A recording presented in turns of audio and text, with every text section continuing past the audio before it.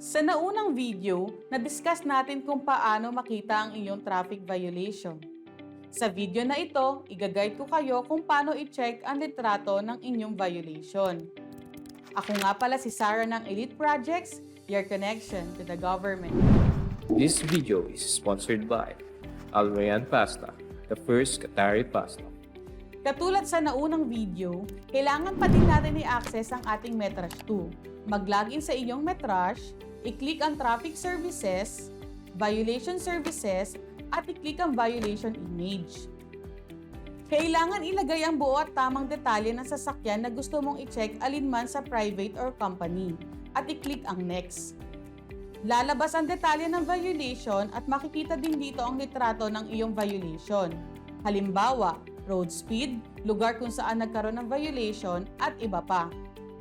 Tandaan na mayroon kang karapatan mag-file ng objection sa nasabing violation kung mapatunayan mong may mali dito.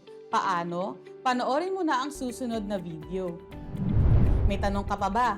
Ilagay mo na yan sa comment section at i-share mo na din ang video na ito para malaman ng mga friends mo. At huwag kalimutan, i-click ang notification bell para updated ka sa mga future videos namin. Bye!